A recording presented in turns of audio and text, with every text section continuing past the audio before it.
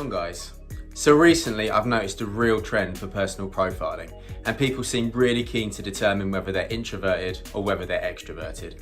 The reality is 70% of the world's population sits somewhere in between, so it's very unlikely that you're really introverted and it's very unlikely that you're truly extroverted.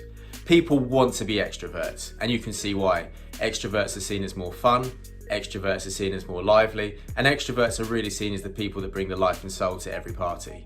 By contrast, there's social misconceptions going around that introverts are shy, retiring, and socially awkward people.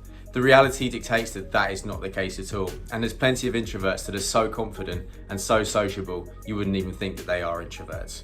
I've also noticed a real trend recently for women talking about how sexy they find introverted men.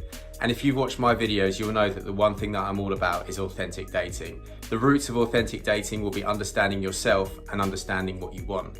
If you know where you fall on the introversion and extroversion spectrum, it's likely that you'll know your strengths, your weaknesses, the best place to meet people, and the types of people that you want to meet. So by understanding this, it really puts you in a great stead when you start to date. This video goes out to the introverted guys, and I'm going to be giving you 5 reasons why you're probably a lot sexier than you think you are. And then with each one, I'm going to be giving you a little pointer as to what you can do to make yourself even sexier. First thing that makes you sexier than you realise, you're fantastic at building rapport.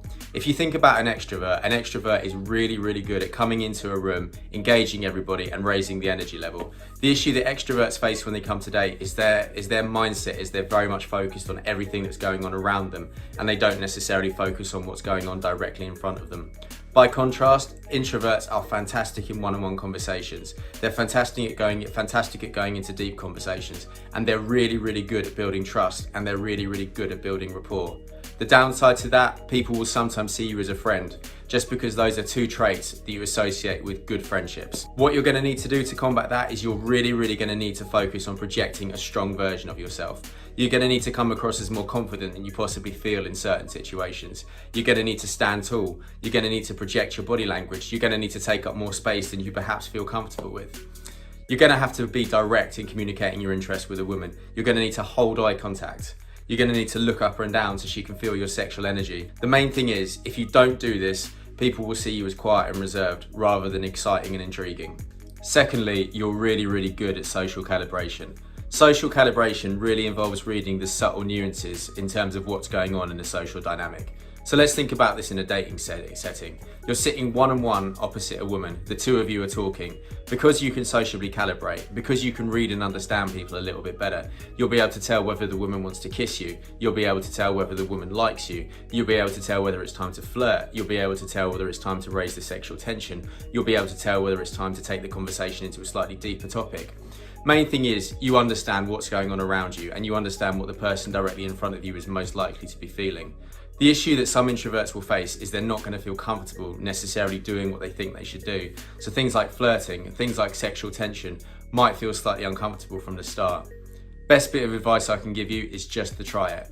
You'll realise that your intuitive nature will probably mean that you're actually right 90% of the time if you're thinking that that's what you should be doing.